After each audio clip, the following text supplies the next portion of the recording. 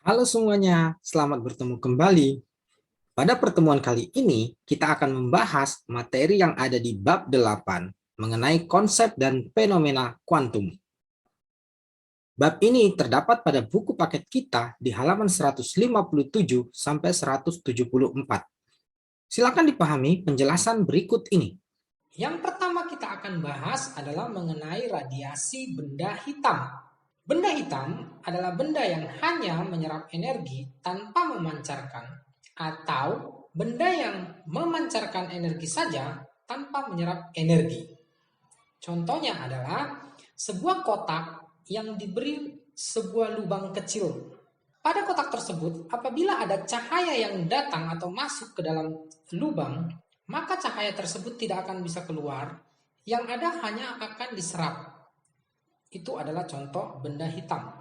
Hukum Stephen Boltzmann ini berbicara tentang radiasi yang dipancarkan oleh sebuah benda, di mana intensitas radiasi yang dipancarkan oleh benda dapat dinyatakan dengan persamaan I sama dengan P per A, di mana I adalah intensitas radiasi, satuannya dalam watt per meter persegi, P adalah daya radiasi dalam satuan watt, dan A adalah luas permukaan dalam satuan meter persegi.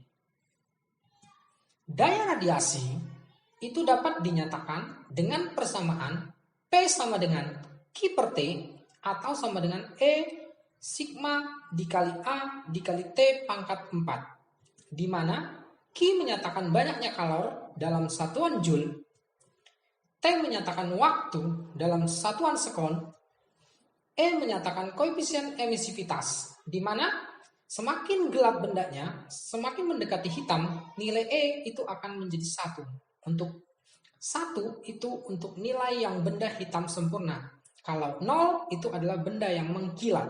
Sigma adalah tetapan Stephen Boltzmann yang nilainya adalah 5,67 kali 10 pangkat min 8 watt meter pangkat min 2 Kelvin pangkat min 4. Dan T adalah suhu mutlak yang harus dinyatakan dalam satuan Kelvin. Contoh soal, lampu pijar dapat dianggap berbentuk bola.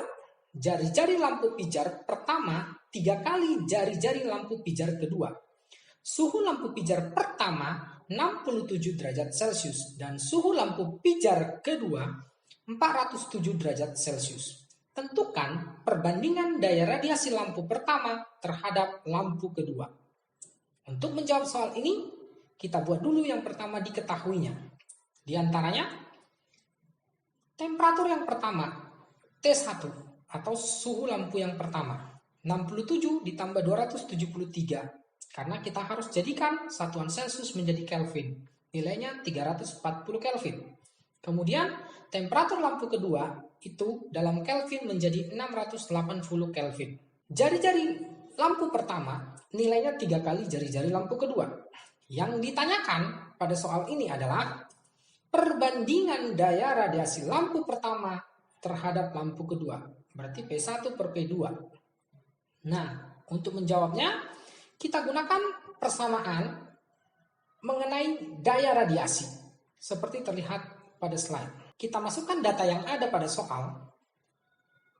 Kita lakukan perhitungan, maka akan kita dapatkan nilai perbandingan daya lampu pertama dengan daya lampu kedua.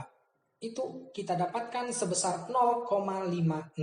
Contoh soal. Sebuah benda hitam pada suhu 27 derajat Celcius memancarkan energi sebesar E. Maka energi yang dipancarkan pada suhu 637 derajat Celcius adalah, ini merupakan soal pilihan berganda. Untuk menjawabnya, kita buat dulu diketahuinya. Yang pertama, T1 sebesar 27 derajat Celcius. Kita jadikan Kelvin menjadi sebesar 300 Kelvin. Lalu, temperatur yang kedua, 637 derajat Celcius. Kita tambahkan 273 menjadi 900 Kelvin. Kalor yang diserap atau yang dipancarkan lampu pertama itu sebesar E. Maka yang ditanya pada soal ini adalah berapakah Q2. Untuk menjawabnya, kita gunakan persamaan yang terlihat pada slide, di mana Q sama dengan E kali sigma kali A kali T pangkat 4 kali T. Kita bandingkan Q2 dengan Q1, maka akan kita dapatkan perbandingannya Q2 per Q1 sama dengan T2 per T1 tutup kurung. Perbandingan Q2 dan Q1-nya kita akan dapatkan hasilnya menjadi buka kurung T2 per T1 tutup kurung pangkat 4. Kita masukkan data yang ada pada soal, lalu kita lakukan perhitungan, maka kita akan dapatkan nilai Q2 sebesar 81E. Jadi jawabannya adalah yang E. Berikutnya kita akan bahas mengenai hukum pergeseran Nied. Untuk sebuah benda hitam, berlaku suatu hubungan antara panjang gelombang dengan suhu mutlak yang dinyatakan dengan persamaan lambda maksimum dikali dengan temperatur, nilainya sama dengan C atau konstanta. Di mana lambda maksimum adalah panjang gelombang, T adalah temperatur termodinamik benda, dan C adalah tetapan pergeseran Wien yang nilainya 2,898 kali 10 pangkat min 3 meter Kelvin. Di mana untuk sebuah benda yang memancarkan radiasi yang dipancarkan itu akan memiliki panjang gelombang semakin kecil apabila suhunya semakin tinggi, seperti terlihat pada gambar. Contoh soal. Sebuah benda hitam mempunyai suhu 1450 Kelvin. Jika konstanta Wien sebesar 2,9 kali 10 pangkat min 3 meter Kelvin, maka rapat energi maksimum yang dipancarkan benda itu terletak pada panjang gelombang lambda sebesar, ini adalah soal pilihan ganda. Nah, untuk menjawabnya kita buat dulu diketahuinya. Di antaranya temperatur sebesar 1450 Kelvin. Kemudian nilai konstanta Wien sebesar 2,9 kali 10 pangkat min 3 meter Kelvin. Yang ditanya adalah lambda maksimum. Kita gunakan menurut pergeseran Wien ini rumus lambda maksimum nilainya sama dengan C per T. Kita masukkan nilai yang diketahui ke persamaan ini, lalu kita lakukan perhitungan, kita akan dapatkan nilai lambda maksimum sebesar 2 kali 10 pangkat min 6 meter. Jadi pada soal pilihan ganda ini jawabannya adalah yang D. Contoh soal. Grafik menyatakan hubungan intensitas gelombang terhadap panjang gelombang saat intensitas maksimum dari radiasi suatu benda hitam sempurna seperti terlihat pada slide. Jika konstanta Wien sebesar 2,9 kali 10 pangkat min 3 meter Kelvin, maka panjang gelombang radiasi maksimum pada saat T1 adalah sebesar berapa Armstrong. Nah, pada pertanyaan ini, untuk menjawabnya, kita buat dulu diketahuinya. Di antaranya, T1 sebesar 1727 derajat Celcius. Kita jadikan Kelvin itu menjadi 2000 Kelvin. Kemudian nilai C-nya sebesar 2,9 kali 10 pangkat min 3 meter Kelvin. Yang ditanya adalah lambda maksimum. Kita bisa menyelesaikan soal ini dengan menggunakan hukum pergeseran Wien, di mana lambda maksimum dikali temperatur sama dengan C. Kita masukkan nilai yang diketahui ke persamaan tersebut. Kita lakukan perhitungan, maka kita akan dapatkan nilai lambda maksimum sebesar 1,45 kali 10 pangkat min 6 meter. Kita jadikan Armstrong, di mana 1 Armstrong adalah bernilai 10 pangkat min 10 meter. Jadi kita akan dapatkan pada soal ini jawabannya adalah 14.500 Armstrong, yaitu jawabannya yang C.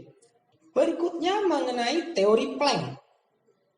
Menurut Planck, cahaya terdiri dari kumpulan paket-paket energi yang dinamakan sebagai foton, di mana nilai dari sebuah energi foton itu bernilai E sama dengan HF. Kalau ada banyak foton, nilainya dapat dinyatakan dengan E sama dengan N kali H kali F atau N kali H kali C per lambda. Di mana E adalah energi foton dalam satuan Joule, H adalah tetapan Planck, C adalah cepat rambat cahaya dalam ruang hampa, lambda adalah panjang gelombang, dan N menyatakan jumlah foton. Nilai dari H itu sebesar 6,63 kali 10 pangkat min 34 Joule sekon.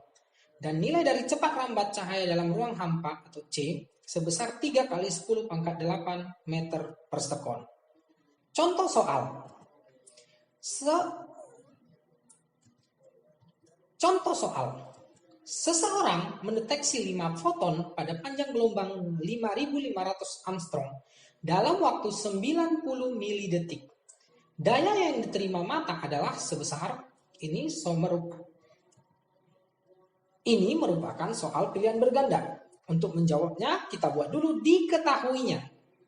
Di antaranya, N atau jumlah foton sebesar 5, kemudian lambda sebesar 5,5 kali 10 pangkat min 7 meter. Waktunya sebesar 9 kali 10 pangkat min 2 second. Nilai dari cepat rambat gelombang cahaya di udara sebesar 3 kali 10 pangkat 8 meter per sekon. Nilai dari tetapan Planck sebesar 6,6 kali 10 pangkat min 34 Joule sekon. Yang ditanya pada soal ini adalah P atau daya. Nah, untuk menjawabnya kita gunakan persamaan P sama dengan E per T, di mana E-nya adalah energi foton. Kita ganti persamaannya menjadi NHC per lambda kali T. Kita masukkan data-data yang diketahui ke persamaan tersebut, kita lakukan perhitungan, maka kita akan dapatkan nilai dari P sebesar 2 kali 10 pangkat min 17 watt. Jadi pada soal ini jawabannya adalah yang D. Contoh soal. Berapakah panjang gelombang sebuah radiasi foton yang memiliki energi sebesar 3,05 kali 10 pangkat min 19 Joule? Bila diketahui tetapan Planck sebesar 6,626 kali 10 pangkat min 34 Joule sekon dan cepat rambat cahaya sebesar 3 kali 10 pangkat 8 meter per sekon. Pada soal ini, yang diketahui adalah energi sebesar 3,05 kali 10 pangkat min 19 Joule. Kemudian tetapan Planck sebesar 6,626 kali 10 pangkat min 34 Joule sekon. Kemudian nilai dari C sebesar 3 kali 10 pangkat 8 meter per sekon. Yang ditanyakan pada soal ini adalah besarnya panjang gelombang atau lambda. Untuk menjawab soal ini kita gunakan rumus energi foton, di mana E sama dengan H kali F. Kita rubah bentuknya menjadi E sama dengan H kali C per lambda. Untuk mencari lambda, kita rubah lagi bentuknya menjadi lambda sama dengan H kali C per E. Kemudian kita masukkan data yang diketahui pada soal tersebut ke dalam persamaan. Kita lakukan perhitungan, maka kita akan mendapatkan nilai dari lambda itu sebesar 652 nanometer. Contoh soal. Hitunglah energi foton dari gelombang cahaya yang memiliki frekuensi sebesar 5 kali 10 pangkat 14 Hz, di mana tetapan Planck sebesar 6,62 kali 10 pangkat min 34 Joule sekon, dan 1 elektron volt sebesar 1,6 kali 10 pangkat min 19 Joule. Artinya 1 Joule sama dengan 1 eV. Nah, yang diketahui pada soal ini adalah H, tetapan Planck, sebesar 6,62 kali 10 pangkat min 34 Joule sekon. Kemudian frekuensi sebesar 5 kali 10 pangkat 14 Hz. Yang ditanya adalah besarnya energi foton. Nah, untuk menjawab soal ini kita gunakan persamaan energi foton E sama dengan H kali F. Kita lakukan perhitungan dengan memasukkan nilai yang diketahui ke persamaan. Lalu kita akan dapatkan nilai energi sebesar 33,1 kali 10 pangkat min 19 Joule. Nah, ini energinya bila dihitung dalam satuan Joule. Bila kita ingin menghitungnya dalam satuan elektron volt atau eV, maka kita tinggal membagi nilai E tersebut dengan 1,6 kali 10 pangkat min 19. Sehingga kita akan dapatkan hasil perhitungannya, energinya sebesar 20,69 eV. Mengenai dualisme gelombang partikel. Cahaya itu memiliki dua sifat. Sifat yang pertama, cahaya bisa dikatakan sebagai gelombang. Pendapat ini didukung oleh beberapa ilmuwan, diantaranya ada Snellius dan Huygens. Kemudian pendapat yang lain mengatakan kalau cahaya adalah sebagai partikel. Beberapa ilmuwan yang mendukung pendapat ini diantaranya adalah Isaac Newton, ada Max Planck, Albert Einstein, dan lain-lain. Mengenai efek fotolistrik. Efek fotolistrik adalah peristiwa terlepasnya elektron dari permukaan logam karena logam disinari oleh cahaya tertentu. Salah satu aplikasi dari efek fotolistrik yang dikemukakan oleh Albert Einstein ini adalah mengenai pembangkit listrik tenaga matahari. Konsep efek fotolistrik ini adalah logam disinari oleh foton atau cahaya tertentu, di mana cahaya tersebut memiliki energi sebesar Hf. Begitu cahaya menyinari logam, maka kemungkinannya dari logam akan keluar elektron, di mana elektron yang keluar itu disebut elektron foto. Nah, dari konsep atau ide ini, kita bisa dapatkan persamaan energi kinetik yang dimiliki oleh elektron yang keluar dari logam, nilainya dapat dinyatakan dengan persamaan EK sama dengan E energi foton dikurang W0 atau fungsi kerja atau disebut juga frekuensi ambang, di mana EK merupakan energi kinetik elektron yang lepas dan E merupakan energi foton atau energi cahaya yang digunakan untuk menyinari logam. Kemudian W0 adalah energi ambang atau fungsi kerja. Syarat untuk elektron lepas ada beberapa. Bila ditemukan nanti besarnya E lebih kecil dari W0, maka elektron tidak akan lepas. Sebanyak apapun cahaya yang digunakan untuk menyinari logam, bila E lebih kecil dari W0 atau frekuensi ambang, maka elektron tidak akan lepas. Bila E nilainya sama dengan W0, maka elektron akan lepas dengan catatan satu foton hanya mampu melepas satu buah elektron.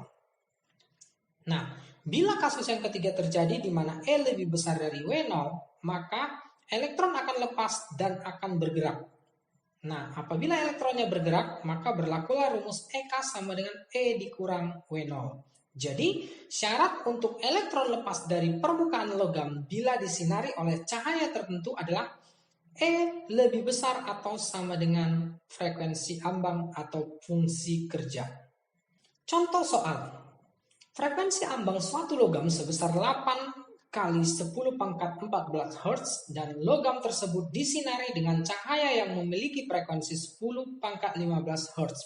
Jika tetapan Planck sebesar 6,6 kali 10 pangkat min 34 Joule sekon, tentukan besar energi kinetik elektron yang lepas dari permukaan logam tersebut.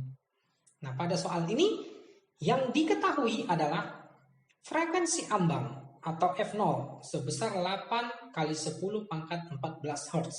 Kemudian frekuensi foton sebesar 10 pangkat 15 Hz. Tetapan Planck sebesar 6,6 kali 10 pangkat min 34 Joule sekon. Yang ditanya pada soal ini adalah besarnya energi kinetik. Nah, untuk menjawab soal ini kita gunakan persamaan EK sama dengan E dikurang W0, di mana EK adalah HF dikurang HF0. Kita masukkan data yang diketahui pada soal ini ke persamaan tersebut, lalu kita lakukan perhitungan, maka kita akan dapatkan nilai energi kinetiknya sebesar 1,32 kali 10 pangkat min 19 Joule. Contoh soal. Perhatikan soal pilihan ganda berikut. Ini adalah soal pilihan berganda. Perhatikan pernyataan berikut. Pernyataan pertama, elektron dapat keluar dari logam saat permukaan logam disinari gelombang elektromagnetik. Pernyataan kedua, lepas tidaknya elektron dari logam ditentukan oleh frekuensi cahaya yang datang. Pernyataan ketiga, fungsi kerja untuk setiap logam selalu sama. Dari ketiga persamaan tersebut, pernyataan yang benar adalah mengenai efek fotolistrik. Dari ketiga pernyataan yang benar yang berkaitan dengan efek fotolistrik adalah, nah untuk menjawab soal ini kita akan bahas. Efek fotolistrik terjadi pada logam saat permukaannya disinari gelombang elektromagnetik. Kemudian lepas tidaknya elektron dari logam ditentukan oleh frekuensi cahaya yang digunakan. Fungsi kerja untuk setiap logam tidak selalu sama. Jadi dari sini kita akan dapatkan jawaban yang benar untuk soal ini adalah adalah pernyataan 1 dan 2. Jadi jawabannya adalah yang B. Contoh soal. Perhatikan soal pilihan ganda berikut. Pada peristiwa efek fotolistrik, kelajuan maksimum elektron dari logam tergantung pada yang pertama intensitas cahaya yang datang, yang kedua frekuensi sinar datang, yang ketiga sudut yang dibentuk oleh cahaya terhadap permukaan logam, 4 energi ambang logam. Pernyataan yang benar adalah, nah untuk menjawab soal ini kita bahas. Energi kinetik pada fotolistrik dapat dinyatakan dengan persamaan EK sama dengan HF dikurang HF0. Dari rumus tersebut, energi kinetik atau kelajuan elektron bergantung pada frekuensi sinar yang datang atau F dan energi ambang atau W0 atau HF0. Nah, berdasarkan persamaan tersebut, kita akan dapatkan pernyataan yang benar adalah pernyataan nomor 2 dan 4. Jadi, jawaban yang benar pada soal ini adalah yang C. Berikutnya mengenai persamaan gelombang de Broglie. Menurut de Broglie, jika gelombang elektromagnetik dapat berperilaku seperti partikel, maka partikel juga dapat berperilaku seperti gelombang. Hal ini dapat dinyatakan sesuai dengan persamaan lambda sama dengan H per P atau lambda sama dengan H per M kali V, di mana lambda merupakan panjang gelombang, P merupakan momentum, M merupakan massa benda, V merupakan kecepatan partikel, dan H merupakan tetapan Planck. Contoh soal.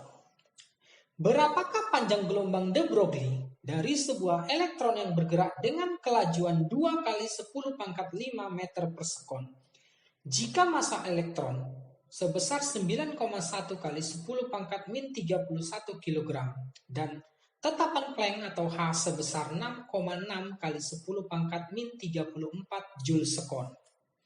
Nah, pada soal ini yang diketahui adalah V sebesar 2 kali 10 pangkat 5 meter per sekon, M sebesar 9,1 kali 10 pangkat min 31 kg, tetapan Planck H sebesar 6,6 kali 10 pangkat min 34 Joule sekon.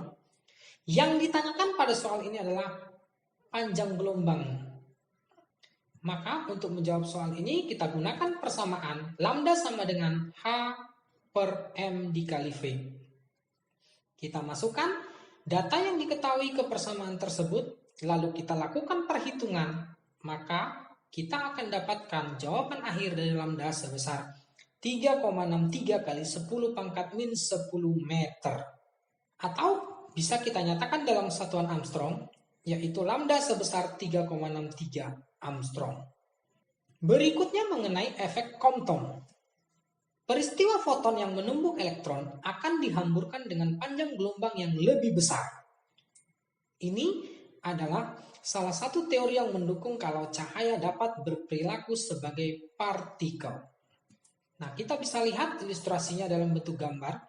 Sebuah cahaya foton yang datang menumbuk sebuah elektron ternyata bisa membuat elektron yang sedang dalam keadaan diam menjadi terhambur, dan foton tersebut panjang gelombangnya berubah karena telah menumbuk partikel sehingga dia bergerak dengan membentuk sudut sebesar theta terhadap partikel yang diam tersebut.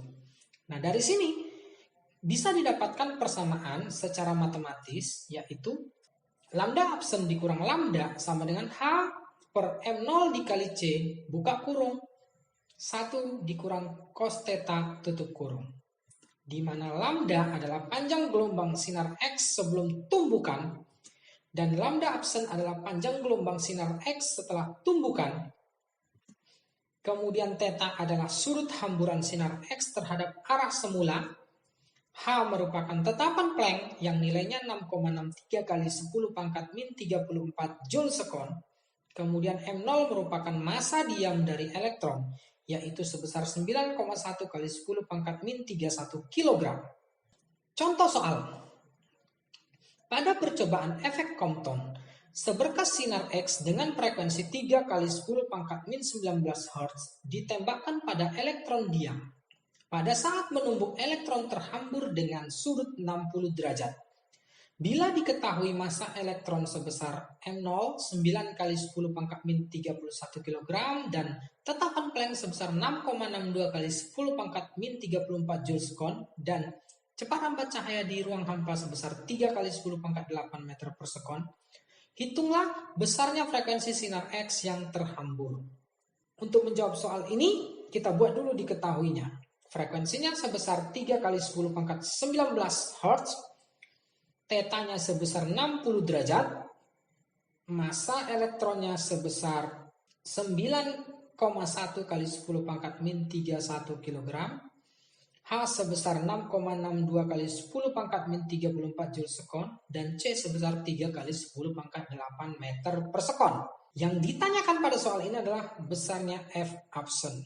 Nah, untuk menjawab soal ini, kita tinggal memasukkan data yang diketahui ke persamaan yang seperti terlihat pada slide ini mengenai efek Compton, yaitu lambda absen dikurang lambda sama dengan H per M0 kali C buka kurung 1 kurang cos theta tutup kurung.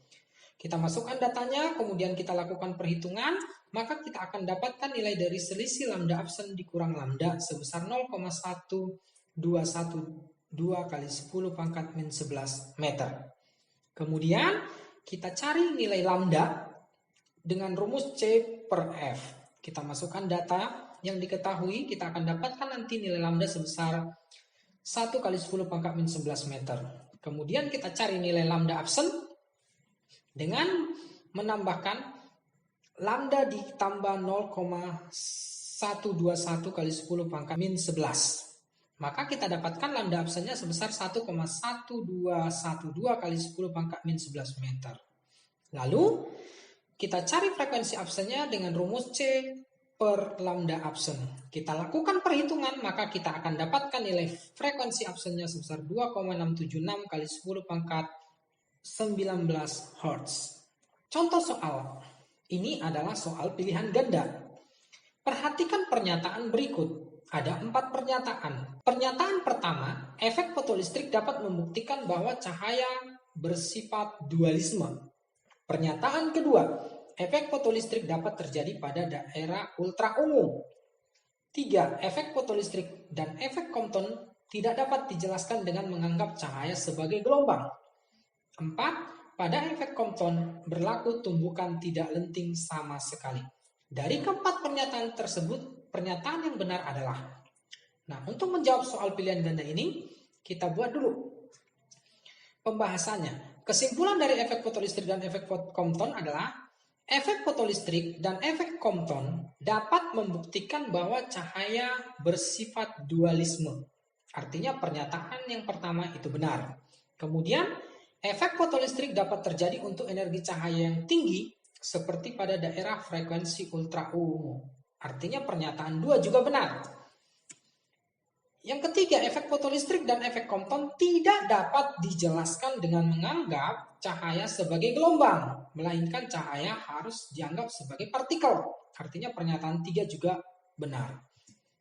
Nah, pada efek Compton berlaku tumbukan lenting sempurna. Artinya pernyataan 4 itu salah. Jadi jawabannya adalah yang B. Demikian pertemuan kita kali ini. Terima kasih.